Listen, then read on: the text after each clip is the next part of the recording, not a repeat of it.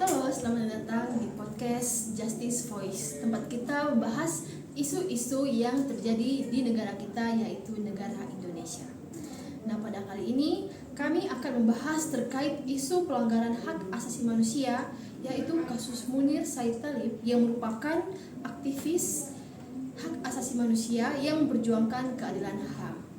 Nah, jadi Munir ini itu ditemukan meninggal secara tragis pada 7 September tahun 2004. Bersama saya, Tania, dan rekan saya ada Lydia, dan ada Alan,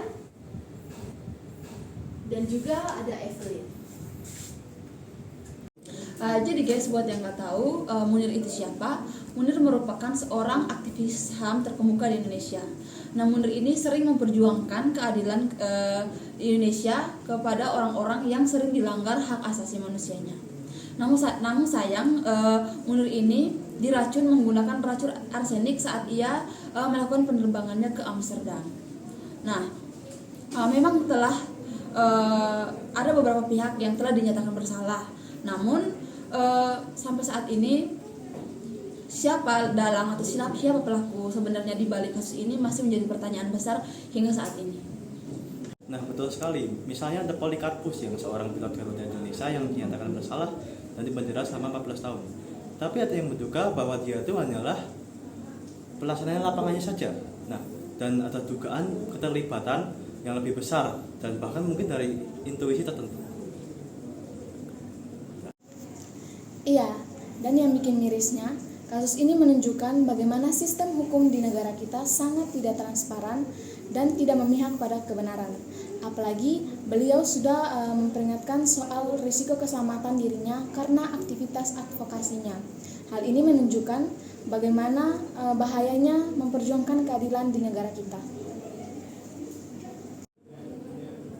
Ya, saya setuju. Munir adalah simbol keberanian bagi negara kita.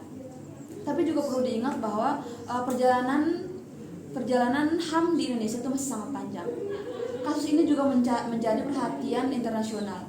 Banyak organisasi luar negeri yang mendesak pemerintah Indonesia untuk menyelesaikan kasus ini.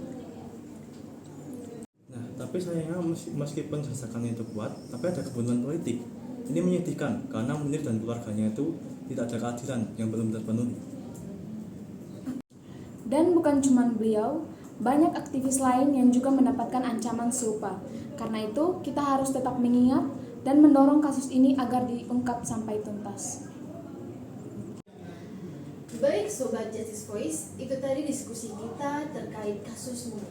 Sangat penting bagi kita untuk tidak pernah melupakan terkait perjuangan keadilan dari beliau ini. Jangan lupa juga bahwa keadilan ini merupakan tanggung jawab kita bersama. Sampai jumpa Sobat Justice Voice, tetap semangat memperjuangkan kebenaran.